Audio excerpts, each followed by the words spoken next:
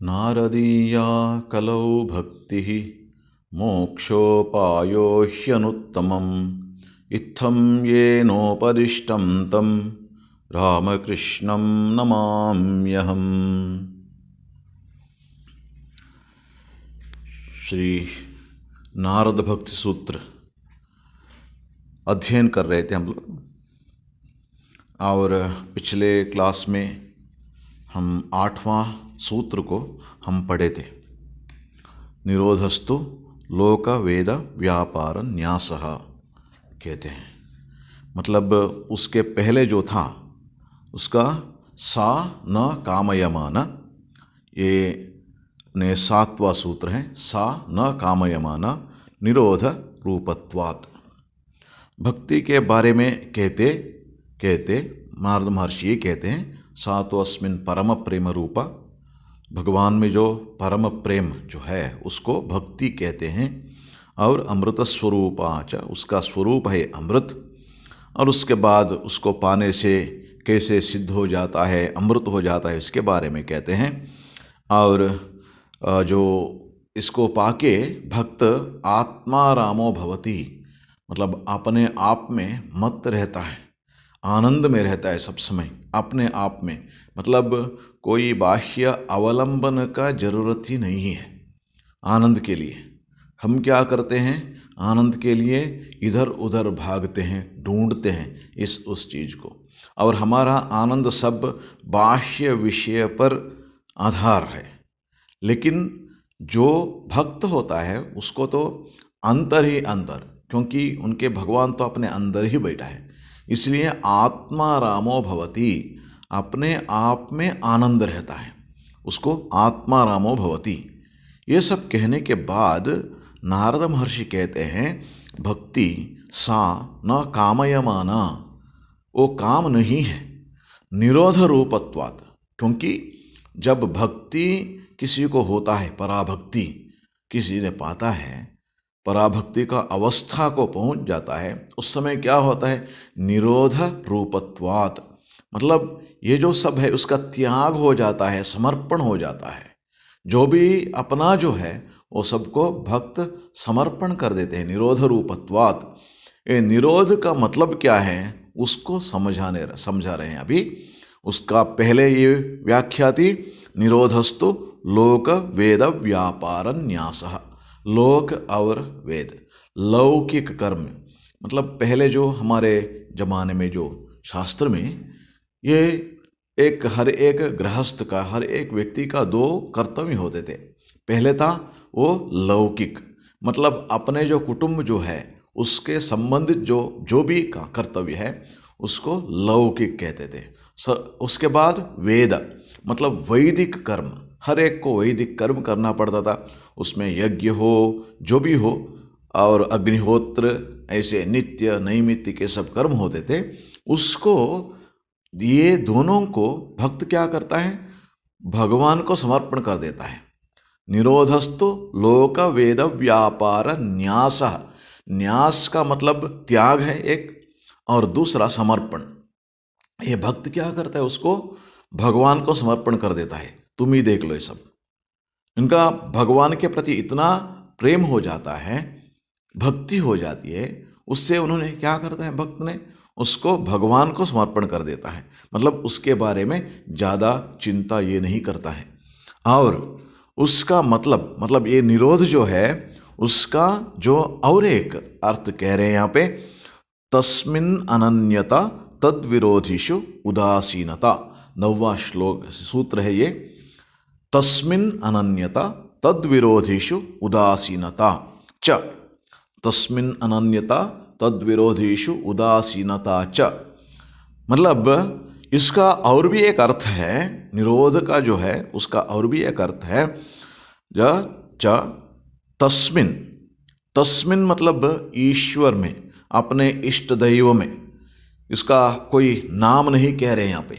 तस्मिन् इष्ट दैव, जो भी हो इष्ट दैव में, अनन्यता मतलब भेदभाव का अभाव, एकदम उसमें एकीभूत हो जाता है, अपने इष्ट में एकीभूत, और उसको छोड़ के और दूसरा कोई सोचता भी नहीं भक्त।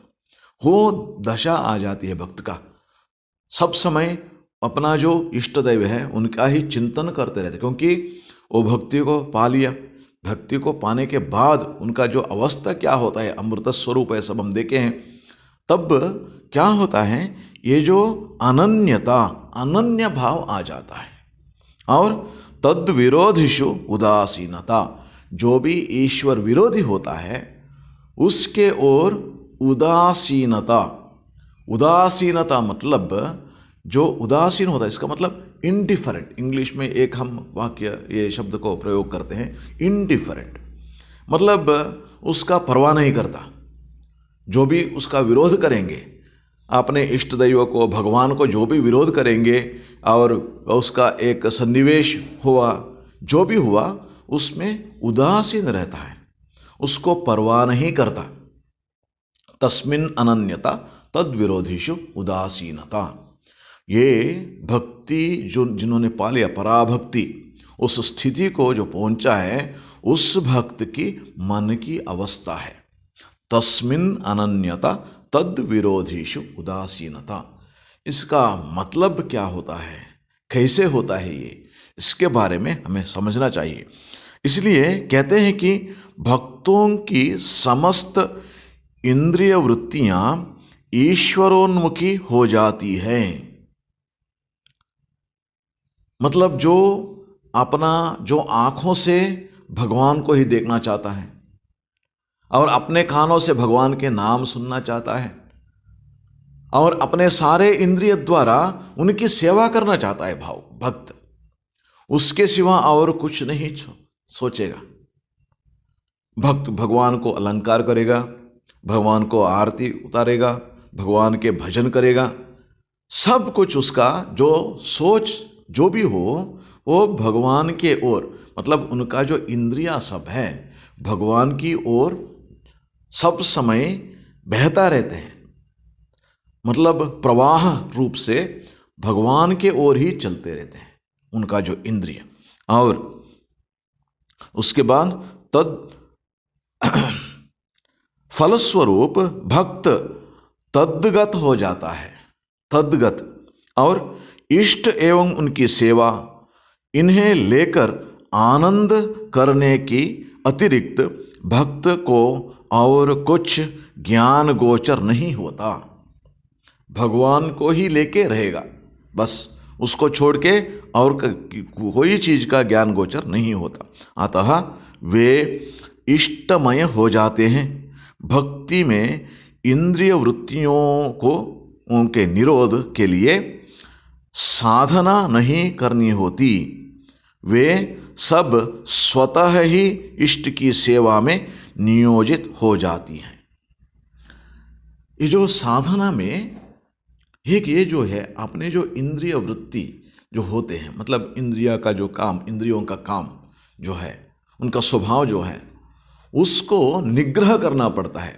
दूसरे सब साधन में, ज्ञान मार्ग में हो, योग मार्ग में हो, जहाँ भी जाओ इंद्रिय निग्रह करना पड़ता है, उसके लिए कोशिश करना पड़ता है, उसके लिए प्रयत्न करना पड़ता है।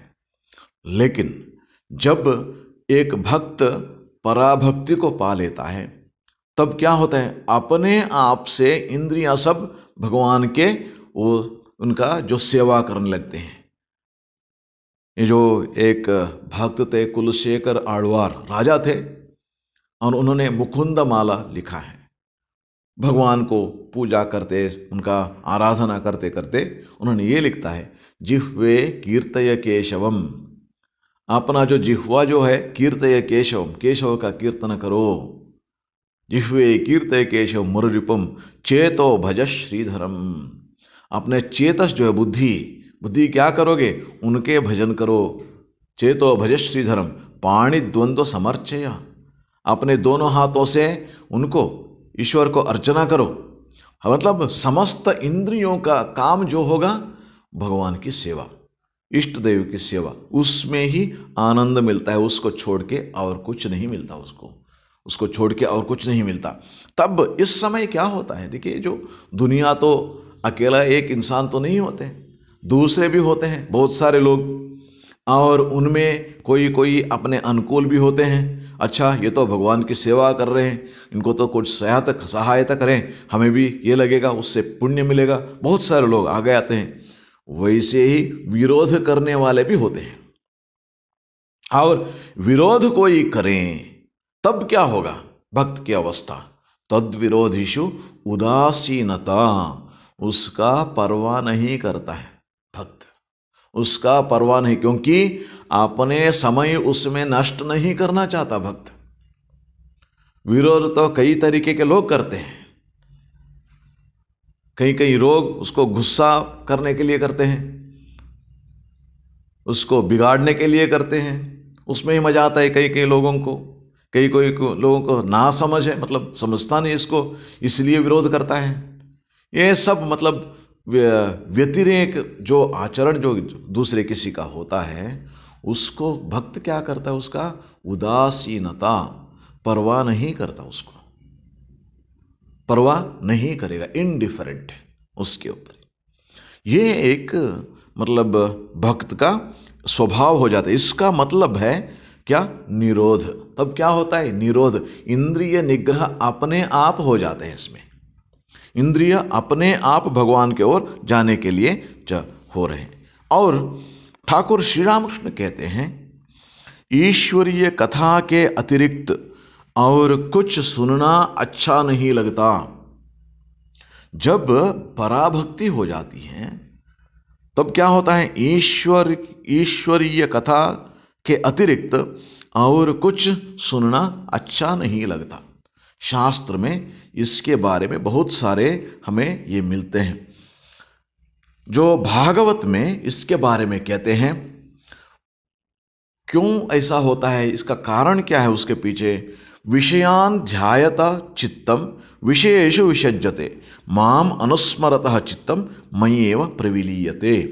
भगवान कहते हैं जब विषय वस्तु, ये चित्त जो है ना, अपना जो बुद्धि जो है, अपना मन जो है, ये मन का स्वभाव क्या है? जिसी चीज के पास रखो उसका स्वभाव उसको आ जाता है। इसके पहले हमने ये एक उदाहरण हम देखे थे, कैसा है अपने मन, जिसके साथ रखो उसका जो आ जाए। कैसे? एक ग्लास में पानी रखो, पानी के पास में आप एक नील रंग का फूल रखोगे, तब क्या होता है? पानी का ये रंग क्या होता है? नील रंग। और लाल रंग का फूल रखो, लाल रंग हो जाता है। मतलब जो भी चीज रखो उसका रंग उसमें मिल जाता है। इसीलिए भगवान कहते हैं भागवत में, विषयान ध्यायतः चित्तम विषयेषु विषज्यते। विषय वस्तु में वो लगा रहता है, उसका लगाव कहाँ है? विषय वस्तु में है। एक छोटा बालक है, बालक को कौन चीज है? खिलौने कुछ चाहिए, उसमें मन लगा रहता है। विषयान ध्यायता, उस समय उसको वो ही अपने सर्वस्व है। जो खिलौने हाथ में है, नया नया मिला है, वो अपना सर्वस्व हो जाता है, उसे ही मस्त रहता है। और वैसा ही मतलब ये जो विषय वस्तु व्यक्ति का परिस्थिति ये होता है, जो भी अपने पाया है। मतलब किसी लोगों को धन की ये होता है और किसी लोगों को अधिकार की, ये मतलब विषय मतलब ये है, उसमें लगे रहते हैं, वही सर्वस्व है उनको। और माम अनुस्मरतः चित्तम मय्येव प्रविलीयते। जब माम मतलब भगवान, भगवान को जो स्मरण करते हैं उनके चित्त क्या होता है? उनका मन क्या होता है? उससे मय्येव प्रविलीयते, भगवान में ही लीन हो जाता है। उसका रंग क्या होता है? भगवन्मय, भगवन्मय कहते हैं। मतलब एकदम भगवान का जो प्रति जो उनका प्रेम जो है उसमें चला जाता है। भक्ति, भक्ति का मतलब क्या है? भज सेवायाम, भगवान की कुछ ना कुछ सेवा करता रहेगा सब समय। उनकी सेवा कैसे करेगा? कभी कभी वो बैठ के ध्यान करेगा भगवान का, कभी कभी भगवान की भजना करेगा, और कभी कभी भगवान का पूजा करेगा, अर्चना करेगा, अलंकार करेगा भगवान को। मतलब अलग अलग तरीके से उसका सारा काम जो है सारा दिन भगवान के प्रति हो जाता है। तस्मिन अनन्यता, भगवान को छोड़ के उनके और कुछ नहीं सोचता मन में, है ना, उनका सोच भी नहीं आता कोई चीज का, ये एकदम भगवान के। इसीलिए जब देखिए ये स्वाभाविक है, यह स्वाभाविक है, इसलिए उनको क्या कहते हैं? अनन्य ममता विष्णु ममता प्रेम संगता भक्ति। भक्ति का डेफिनेशन भी है, किसी किसी ने ये डेफिनेशन लेते हैं, अनन्य ममता विष्णु ममता प्रेम संगता। विष्णु मतलब भगवान, भगवान के प्रति अनन्य ममता। मतलब देखिए हमें इस दुनिया में दो चीज़ों का ये होता है, मैं और मेरा। मैं मतलब हम और हमारा शरीर, और इस शरीर के संबंध जो सब है वो सब मेरा। ममता, उसको ममता कहते हैं। मेरा और ममता ये दोनों है, मैं और मेरा। ये जो मेरा जो है उसको ममता। इसलिए ये भक्त को क्या होता है? अनन्य ममता, अन्य कुछ नहीं, भगवान को ही आपने ममता। मेरा जो कोई है इस दुनिया में वो सिर्फ भगवान ही भगवान है, वो भक्त की भाव होता है। और इसलिए विष्णु ममता प्रेम संगता। और ये ममता भी कैसा होता है? प्रेम संगता, उसमें ही उसको प्रेम लगता है, भक्ति लग जाता है, प्यार, भगवान के प्रति प्यार, उसको छोड़ के और कुछ नहीं है। जब वो प्यार मिलेगा, प्यार में क्या होता है? आनंद होता है, प्यार में आनंद होता है। आपको ये मतलब प्यार होने से नहीं होने से उसका जो क्या होता है, उसको एक एग्जाम्पल देना चाहता हूँ। देखिए जो आजकल बहुत सारे लोग पति पत्नी दोनों काम करने जाते हैं, बच्चा हुआ है, इसका कैरियर का भी है, इस औरत को क्या करेगी? तब किसी एक दासी को बच्चे को देखभाल करने, सारा दिन देखभाल करेगा बच्चे को, और रात को आएगी और सारा रात अपने बच्चे के साथ रहेगी। अब देखिए ये बच्चा जो है, बच्चा को उसके साथ जब ये दासी होती है, जब स्नान करवाना चाहती है, ये सब करवाना चाहती है, बच्चे का मन क्या होता है? उसको एकदम इष्ट नहीं रहता, अच्छा नहीं लगता सब। और जैसे ही माँ आती है, माँ जब आ जाती है, मतलब जब तक दासी के साथ थी उसका अच्छा नहीं लगता, लेकिन जैसे ही माँ आ गई उस समय क्या होता है? बच्चे कितना आनंद होता है, क्योंकि दासी जो होती है उसको पैसा मिलता है, पैसे के लिए काम करती है, जितना भी अच्छा करो, लेकिन माँ जैसी नहीं हो सकती ना। इसलिए जब भी माँ आ जाती है, मतलब उसमें प्रेम है। उस माँ को जब अपने बच्चे का जो देखभाल करती है, सारा दिन काम की है, कहाँ पर? अपने जो ऑफिस में, दफ्तर में काम करके शाम को आती है, वैसे तो थकान होती है, थक जाती है, लेकिन बच्चे को देखते ही उसका थकान सब कहाँ चला जाता है, इतना आनंद हो जाता है ना। ये देखिए जो ये स्वाभाविक है, ये प्रेम का एक ये है, मतलब जहां प्रेम होता है वहां पर मन वो सब एकदम अपने जो भी इष्ट वस्तु है उसके ओर चलता जाता है।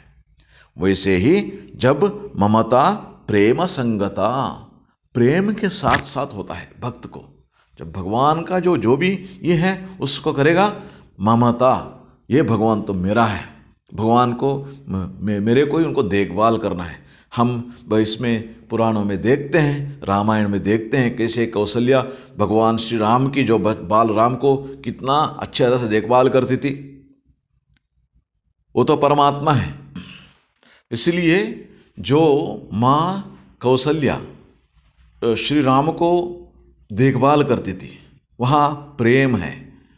वैसे ही यशोदा उनको अपने बालक समझकर, अपने पुत्र समझकर कितना देखभाल की उन्होंने, उतना प्यार से, मतलब वो भाव भक्त को भगवान के प्रति होता है, भगवान के प्रति वो भाव से वो करता है।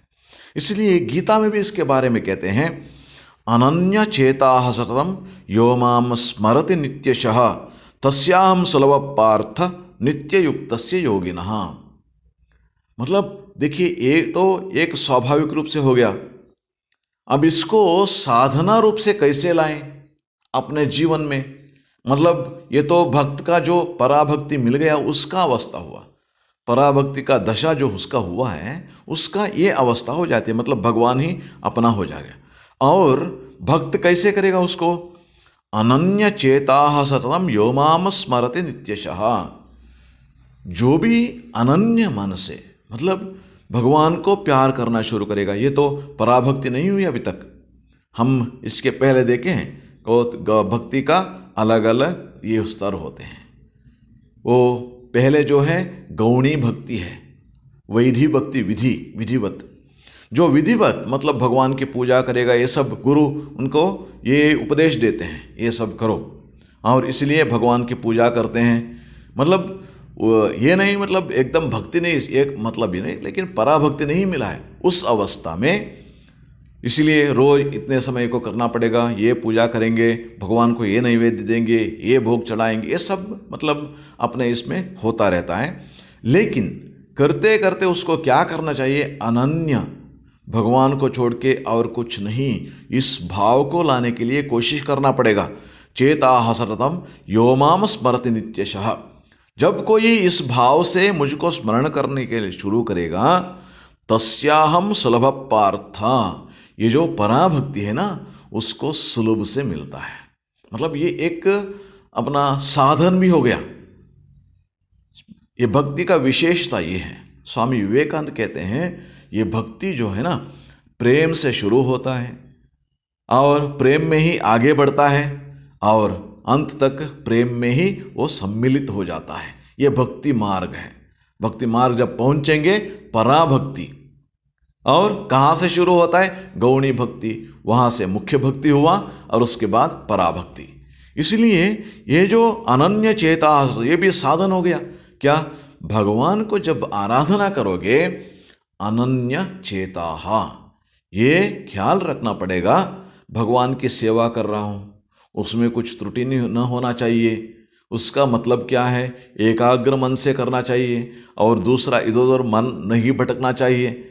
इस भाव से जब करते करते करते वो अनन्य चेता आ जाता है, मतलब भगवान को छोड़कर और दूसरी अच्छा नहीं लगता, वो स्थिति वो दशा भक्त को आ जाता है। तब उस अवस्था में तस्याहम सुलभ पार्थ नित्य युक्तस्य योगिनः। जब नित्य युक्त, ये जो योगी सदा मन भगवान में युक्त होके रहता है, मतलब इधर उधर भटकेगा नहीं, सिर्फ भगवान को सोचने का, भगवान को ध्यान करने का, भगवान का भजन करने का, इसी भाव में वो भक्त रह जाता है। तब उस अवस्था में पराभक्ति होगी। और इसलिए जो भगवान जो है, इसलिए श्री कृष्ण कहते हैं अर्जुन को, जब तुम ये मतलब जो युद्ध कर रहे हो वो भी एक साधन करना चाहिए। कैसे करोगे, तस्मात् सर्वेषु कालेषु माम अनुस्मर युध्य च मय्यर्पित मनोबुद्धि मामे वैश्यस्य संशयः। अर्जुन युद्ध कर रहा है। देखिए भगवद गीता को तो आप जानते हैं, कुरुक्षेत्र में मतलब रणभूमि में उसको श्री कृष्ण ने उपदेश किया था अर्जुन को, और वहाँ भी मतलब वो भी एक साधन हो सकता है। कैसे करोगे, तस्मात् सर्वेषु कालेषु माम अनुस्मर युध्य च। भगवान कहते हैं देखो युद्ध तो करना पड़ेगा, लेकिन मन का एक भाग जो है सदा मेरे को स्मरण करना रहे, भगवान को स्मरण करता रहने का। ये तो युद्ध तो तुम्हारा कर्तव्य, क्षत्रिय हो तुम, युद्ध करना ही पड़ेगा तुम्हें, ये कर्तव्य है। और मय्यर्पित मनोबुद्धि, ऐसे जब मैं मन को मुझको अर्पण करोगे, परमात्मा को अर्पण करोगे, काम करते समय भी भगवान को मन अर्पण करोगे, है ना, ऐसे करोगे तो क्या होता है, मामे वैश्यस्य संशयः, भगवान को ही पाओगे, उसमें कोई संशय नहीं है। और जब हम वेदांत में आते हैं, ज्ञान मार्ग में, उसमें क्या कहते हैं, आसुप्ते रामृते कालम नयेद वेदांत चिंतया दद्यन्नावसर किंचित कामादीनाम मनागपि। जो अनन्य भाव जो है, ये भाव को ये कहते हुए वहाँ पर क्या कहते हैं, आसुप्ते रामृते कालम नयेद वेदांत चिंतया। वेदांत मतलब आत्मा, आत्मा इस आत्मा को, क्योंकि वेद के अंत में उपनिषद आते हैं, उपनिषद जो उसको वेदांत कहते हैं, उपनिषद सब मिलके। और उपनिषद में क्या है? आत्म विषयक वस्तु, उसको आत्मज्ञान कैसे पाना, इस ज्ञान मार्ग का विषय है। इसलिए ये श्लोक कहता है, ज्ञान मार्ग में ये कहते हैं, आसुप्ते रामृते कालम नयेद वेदांत चिंतया। सुबह उठने के बाद सो जाने तक, सुबह उठने के आसुप्ते रामृते मतलब सो जाने तक, नयेद वेदांत चिंतया, वेदांत चिंतन करता रहना चाहिए, आत्मचिंतन करता रहोगे। और आमृते मतलब मरण पर्यंत, ये तो एक दिन का नहीं है, एक दिन के लिए नहीं है, मरण पर्यंत, आमृते मरण पर्यंत क्या करना पड़ेगा? नयेद वेदांत चिंतया, वेदांत चिंतन करके आत्मचिंतन करते रहना चाहिए, नयेद रहना चाहिए, ऐसे आगे बढ़ना चाहिए, चिंतना करते करते आगे बढ़ना चाहिए। दद्यन्नावसर किंचित कामादीनाम मनागपि। क्यों? क्योंकि ये जो वेदांत में एक साधना है, नहीं करोगे तो, आत्मचिंतन नहीं करोगे तो क्या होता है? Empty mind is devils workshop, अंग्रेजी में कहते हैं। मतलब जो मन को खाली रखोगे तब सारा अपना जो सोच है ना वो सब आ जाते हैं, संस्कार, अपने संस्कार के वश से इस दुनियादारी का सब हो ना वो मन में आ जाता है। इसलिए उसको अवसर नहीं देना चाहिए। जब थोड़ा समय के लिए मन को खाली रखोगे तब क्या होता है? तब सारा दुनिया का चीज मन में आ जाता है, क्योंकि मन तो दुनिया तो बाहर नहीं है, अपने मन में ही है। क्योंकि अपने दुनिया कहाँ है? अपने मन में है। और ये दुनियादारी सब अपने मन में आ जाता है, तब डिस्टर्ब करता है। इसीलिए क्या करना चाहिए? उस अवसर को नहीं देना चाहिए। इस अवसर को नहीं देने के लिए क्या करना चाहिए? दद्यन न अवसर किंचित, किसके लिए? कामादीनाम, अरि षड्वर्ग बोलते हैं, काम क्रोध लोभ मद मोह मत्सर। ये जो है साधना के मार्ग में बहुत बड़ा बाधा है। ये 6 रिपु जो हैं साधना के मार्ग में बहुत बड़ा बाधा है। जब भी आएंगे विचलित कर देंगे साधक को। इसीलिए वेदांत कहते हैं जो को उसको मन में आने की अवसर नहीं देना चाहिए। मतलब इसका मतलब ये हुआ, अवसर तो हमें देना पड़ेगा तब भी आएंगे, अवसर नहीं देने तो नहीं आएंगे। अवसर नहीं देने का ये क्या है? मार्ग क्या है? अनन्या, मतलब उसको छोड़ के और कुछ सोचना नहीं। किसको छोड़ के? वेदांत चिंतन, आत्मचिंतन छोड़ के और कुछ नहीं करना चाहिए। यह असुप्ते रामृते कालम, मतलब सारा दिन सो जाने के बाद क्या होगा हमें पता नहीं। जब तक हम उठते हैं तब तक अपने वश में नहीं रहता, क्योंकि हम इसमें निद्रावस्था में चले जाते हैं। लेकिन जो भी सारा दिन चिंतन करेगा, आत्मचिंतन करेगा, तब जब सो जाते हो तभी अंतर मन में, सुप्त मन में जो अपना आत्मचिंतन चलता रहेगा, चलता रहेगा, चलता रहेगा। और जब सुबह सुबह उठोगे उसके साथ साथ आत्मचिंतन आ जाएगा। जो भी चिंतन करोगे सारा दिन, वो रात को फिर वही चिंतन चलता रहेगा। इसीलिए कहते हैं क्या? दद्यन न अवसर किंचित कामादीना मनागपि। ये जो काम क्रोध लोभ ये सब है, उसको मन के अंदर आने के लिए कोई अवसर नहीं देना चाहिए, कोई अवसर नहीं देना चाहिए, ये बात कहते हैं। इसलिए श्री रामकृष्ण एक बात कहते हैं, मतलब इसके बारे में, ये जो हम मतलब ये कर रहे हैं उसके बारे में, निरोध के बारे में। निरोध मतलब अपना जो समस्त इसको भगवान को समर्पण करना पड़ेगा। इंद्रिय और इंद्रिया का क्रिया जो है सब कुछ भगवान को समर्पण करना है, वो उसको निरोध कहते हैं। वो कैसे होगा? ये होगा विषय विराग भगवान अनुराग। अब ये दो चीज बहुत महत्वपूर्ण है अपने साधना में। एक है मतलब वैराग्य और भगवान अनुराग, उसको अभ्यास कहते हैं योग में। अभ्यास वैराग्याभ्याम तन्निरोध। भगवद गीता में अर्जुन भी यही प्रश्न पूछता है, चंचलम ही मन कृष्ण, मेरे मन बहुत चंचल है, इसलिए उसको कैसे निग्रह करेंगे। मतलब ये निरोध हो गया, निग्रह मतलब निरोध, निरोध मतलब निग्रह। और इसको कैसे करेंगे, अभ्यासेन तो कौन्तेय वैराग्येण च गृह्यते। ये दो चीज अपनाना पड़ेगा। वो दो चीज क्या है, एक है श्री रामकृष्ण कहते हैं क्या, विषय विराग भगवान अनुराग। मतलब जो विषय वस्तु है उसमें वैराग्य लाना पड़ेगा। वैराग्य का मतलब क्या है आप सब जानते हैं। इसमें वेदांत में ये कहते हैं ये सब अनित्य, मतलब आज जो है कल नहीं रहेगा।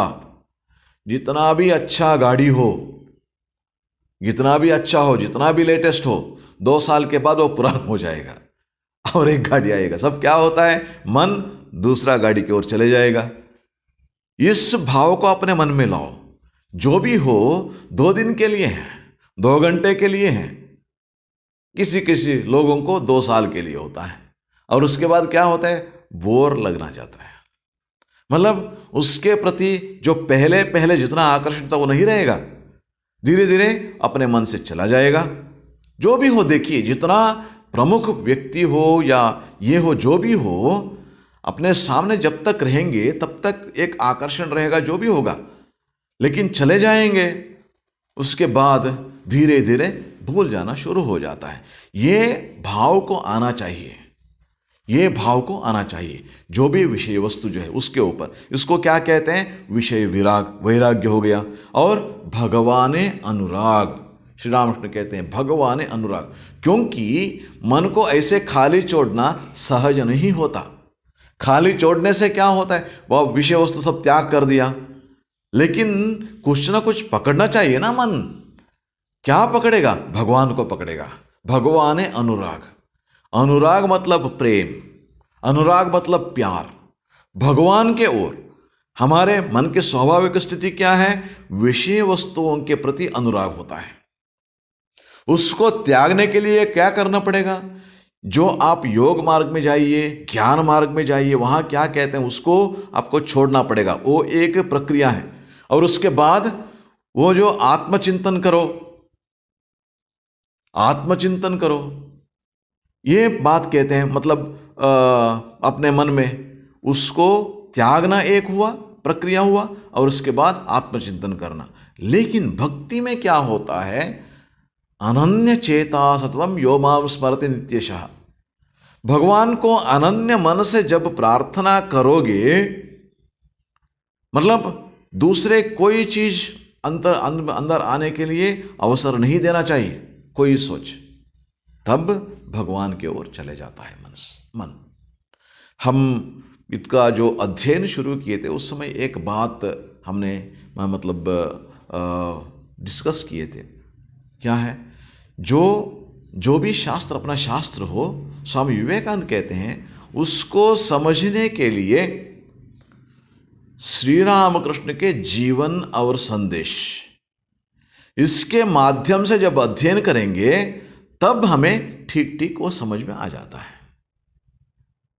इसलिए देखिए, श्री रामकृष्ण के जीवन में देखिए, श्री रामकृष्ण का जो साधना दिन के बारे में हम सोचेंगे।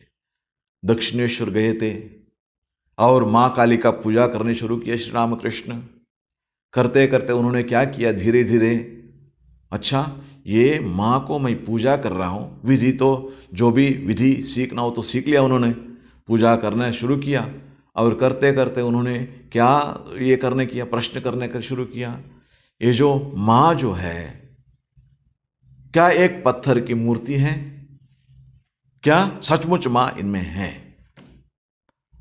और माँ के खोज में शुरू किया उन्होंने, और उन्होंने ये प्रार्थना करना शुरू किया, मुझे तो पता नहीं आप इधर यहाँ है या नहीं, लेकिन आप तो हैं, जरूर हैं, क्योंकि कमलाकांत राम प्रसाद जैसे भक्तों का आपने दर्शन दिया, उन लोगों ने आपके बारे में बहुत बताया है। इसीलिए मुझको भी दर्शन देना ही होगा।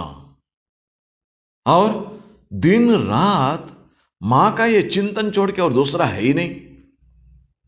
और धीरे धीरे क्या होने लगा उनको, मतलब मां का दर्शन नहीं हुआ। देखिए, अनन्य मन से, और दूसरा कुछ सोचते नहीं थे श्री रामकृष्ण। जब लोगों दुनिया में देखते थे, दुनिया में क्या है, आप जो भी करो, आप भगवान के ध्यान करो सब कुछ, लेकिन अपने कर्तव्य करते करते करोगे। और दुनिया का जो समाज का एक नियम है, उस नियम के हिसाब से जब पूजा करोगे, पूजा का विधि है, विधि के हिसाब से करना पड़ेगा। सुबह आओगे, मंदिर खोलोगे और भगवान को भोग चढ़ाओगे, मंगलारती करोगे, और उसके बाद फिर पूजा होगी और अलंकार करोगे भगवान को। ये सब एक के बाद एक के बाद एक के बाद एक विधि होता है, उसके हिसाब से करना पड़ेगा। श्री रामकृष्ण तो ऐसे नहीं कर सके, क्योंकि माँ को छोड़ के और सोचते भी नहीं थे। और श्री रामकृष्ण ने कहा था, क्योंकि वो हनुमान जी से किसी ने पूछा आज कौन सा तिथि है, कौन सा नक्षत्र है, ये सब के बारे में। तब उन्होंने क्या किया हनुमान जी ने, मैं तो रामचिंतन करता हूँ, कौन सा दिन कौन सा तिथि ये पता नहीं। मतलब दिन के ऊपर दिन, साल के ऊपर साल चला रहा है, वो सिर्फ रामचिंतन कर रहा है, उसको ये सब पता नहीं। श्री रामकृष्ण की अवस्था भी वही हुआ, दिन रात जो भी उनका समझ में नहीं आता था श्री रामकृष्ण को, क्योंकि अनन्य चेता, सिर्फ भगवान को चिंतन करते थे, भगवान के अनुराग। इसका होने के वजह से क्या हुआ, वैराग्य जो है अपने आप होने लगा श्री रामकृष्ण को। अपने आप ये जो वैराग्य भाव, अलग भाव से उनको वैराग्य लाने का कोई जरूरत नहीं थी उनको, श्री रामकृष्ण को। क्यों? देखिए, जब तोतापुरी महाराज आए वहां पे दक्षिणेश्वर में, आने के बाद तोतापुरी महाराज क्या बोले उनको, मैं तो तुमको वेदांत सिखाऊंगा, है ना, वेदांत मार्ग में। क्योंकि श्री रामकृष्ण तो भैरवी ब्राह्मणी के जो इसमें गाइडेंस में उनको गुरु स्वीकार करके जो तंत्र मार्ग हो, वैष्णव मार्ग हो, सब साधना किए थे। वेदांत भी एक मार्ग है, वहाँ भी साधना करना पड़ेगा। और जैसे तोतापुरी आए वहाँ पे दक्षिणेश्वर में, श्री रामकृष्ण को देखने के बाद उनको लगा ये बहुत अच्छा एक पात्र है साधना करने के लिए। वेदांत साधना करोगे? मैं क्या जानूं, मेरी माँ जानती है, माँ से पूछूंगा। देखिए, ये बहुत स्वाभाविक रूप से कब आता है मन में ऐसे एक भाव, जब सारा दिन उसके बारे में सोचते रहते हैं। श्री रामकृष्ण दिन रात माँ के बारे में सोचते थे और ये बात बोलते थे बाद में भी, मैं क्या जानूं, मेरी माँ ऐसे मुझे समझाया है, जैसे माँ बोले उसको मैं आपको बोला हूं, है ना, सारा दिन। देखिए, माँ का बारे में। तब उन्होंने माँ के पास गए, कहाँ पे, तोतापुरी महाराज सोच रहे थे होगा कहीं अपनी माँ होगी, माँ से पूछेगा बालक जैसे, लेकिन सीधे मंदिर में चले गए। जगन माता काली के साथ उन्होंने पूछा, और माँ तो उनको ये भी समझाया कि तुम्हारे लिए आया है वो, जाओ करो, साधना करो। इसीलिए जो भी अपना ये हो, उसके लिए एकदम भगवान के ऊपर निर्भर हो जाता है। आधार उनका कौन है? भगवान है, उनके बारे में ही सोचते हैं। इसीलिए ये कहते हैं कि विषय विराग भगवान अनुराग। जब भगवान का अनुराग होगा तब ये जो विषय वस्तु जो है अपने आप छूट जाएगा, उसका त्याग अपने आप हो जाएगा। इसीलिए जो तस्मिन् अनन्यता तद विरोधिषु उदासीनता च, तद विरोधेषु उदासीनता, ये तो भगवान का जो भी हो उसका अनन्य होना, इसके बारे में हम सोचे। अभी ये सूत्र का जो और एक भाग क्या है, तद विरोधेषु उदासीनता, जो भगवान के विरोधी होते हैं उसके बारे में इनडिफरेंट रहेंगे, मतलब परवाह नहीं करेंगे उसका। ये तो भक्तों के जीवन में हम जब करते हैं तो उसको हम अध्ययन करते हैं तब हमें समझ में आता है। जैसे हम भागवत में प्रहलाद के बारे में पढ़ते हैं, प्रहलाद का तो अपने पिता ही उनका शत्रु था बहुत बड़ा, और कितना उन्होंने प्रहलाद को मनाने के लिए, मतलब मैं ही परमेश्वर हूं, उसको मनाने के लिए कितना भी किया उन्होंने, बड़ा पर्वत के ऊपर से गिराया उसको, अग्नि में उसको लगाया, पानी में डुबाया, कितना उन्होंने किया। और ये सब करने के बाद भी क्या अपने पिता के ऊपर क्रोध था उनको, प्रहलाद को? एकदम नहीं, एकदम क्रोध नहीं उसके ऊपर, उनके प्रति एकदम क्रोध नहीं उसको। तद विरोधीषु उदासीनता, मतलब द्वेष एकदम नहीं होता। ये भक्त का एक बहुत बड़ा स्वभाव है, ये सब समय हमें समझना चाहिए। क्योंकि हम देखते हैं कभी कभी किसी ने ना थोड़ा साधना वो करने लगते हैं और कोई भी मतलब भगवान के विरुद्ध कुछ बोला, एकदम आर्ग्यूमेंट करने शुरू कर लेते हैं, मतलब अपने भगवान को डिफेंड करेंगे। अरे तुम कौन होते हो? हर एक का सोच अपना अपना सोच है। जब वो सब करते रहोगे तब क्या होता है, अपना मन जो ना उस तरफ चला जाता है। वैसे तो कमजोर है मन, एकाग्र नहीं होता। ऐसे मन में जैसे ये वाद विवाद में पड़ोगे, हो गया। इसीलिए भक्त क्या करता है, अरे वो तो उसको अपना जो कर्म है वो करते रहेगा, अपना काम जो है वो करते रहेगा। मन, तुम भगवान के आनंद में मग्न रहो। क्योंकि जब ये विरोधी होते हैं उनको आप विरोध करने लगोगे, तब क्या हुआ, मन में दूसरा भाव आ गया। कौन सा? काम क्रोध।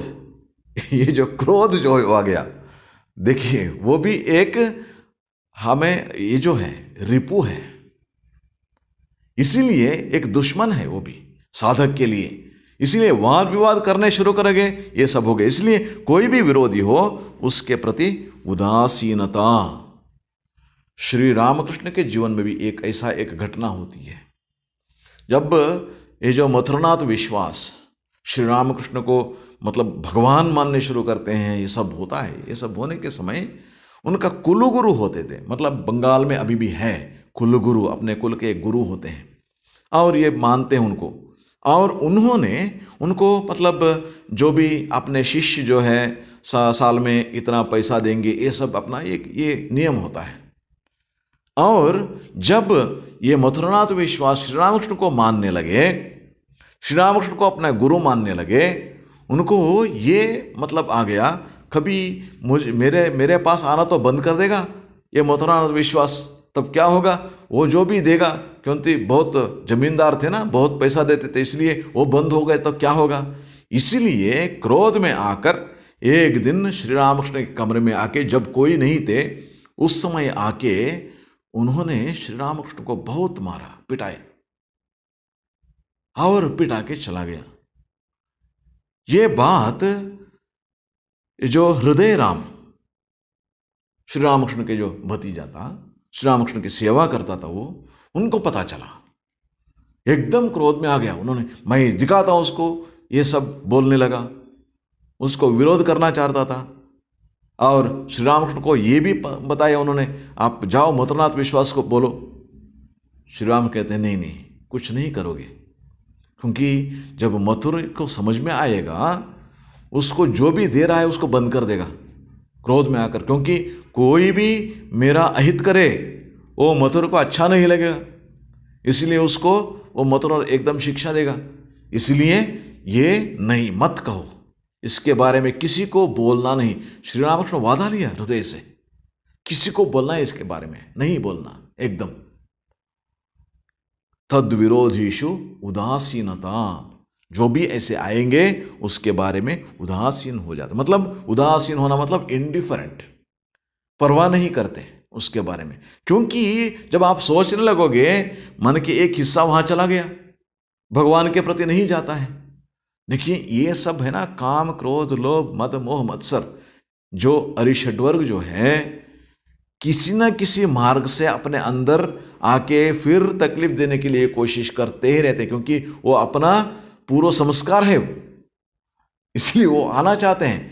हम जब उसको ये दे देते हैं, मतलब उसको उसके बारे में सोचना शुरू करते हैं, तब स्वाभाविक रूप से भगवान का चिंतन जो करते हैं उसमें बाधा डाल देते हैं। तब अनन्य ये नहीं होता, अनन्यता नहीं रहेगा, अनन्यता मन में नहीं रहेगा। इसलिए, और माँ शारदा के जीवन में भी हुआ था ये। एक बार माँ शारदा श्री रामकृष्ण के पास आने के लिए वहाँ जयराम बाटी से आई थी, वहाँ पे दक्षिणेश्वर में आ पहुँची। हृदय राम उन दिनों श्री रामकृष्ण की सेवा करता था, और श्री राम उसको मतलब इतना अहंकार हुआ था कि श्री रामकृष्ण जो भी उनका जो साधना है, जो भी उनका ये है, वो मेरे लिए होगा, क्योंकि मैंने उनकी सेवा की है। इसलिए जैसा शारदा माँ आई, उन्होंने ये बोला, अच्छा तुम तो बहुत बुरा दिन में आया हो, आज की आने का ये है, वापस चले जाओ। माँ को उन्होंने वापस जयराम बाटी भेज दिया। देखिए, अपने पति को मिलने के लिए श्री रामकृष्ण तो उस समय वो हृदय के वश में थे और कुछ नहीं बोल सके, चुपचाप रह गए। वापस जाते समय और दूसरे कोई औरत होती तो क्या समझती थी, अरे मुझको ये करना है, इतना बोल रहा है, और मेरे पति हैं, ये चुपचाप रह गया, कितना क्रोध हो सकता था। कुछ भी नहीं, माँ कुछ भी नहीं सोची। श्री रामकृष्ण बाद में कहते हैं उसको, देखो उनमें जो शक्ति जो है, मेरे अंदर जो शक्ति है, उसमें तुम्हें इसका करने से, अपमान करने से तुम्हें कोई रक्षा कर सकता है, लेकिन उनमें जो शक्ति है उसको अपमान करो, उसको क्रोध हुआ तो तुम्हें ब्रह्मा विष्णु महेश्वर भी उनको तुमको रक्षा नहीं कर सकते। ये सब है ठीक है, लेकिन माँ के मन के अंदर क्या भाव था? क्रोध भाव एकदम नहीं था, उदासीनता, तद विरोधीषु उदासीनता। ये भक्त का ये स्वभाव है, तभी सचमुच भक्त बन सकते हो, तभी सचमुच भक्त बन सकते हो।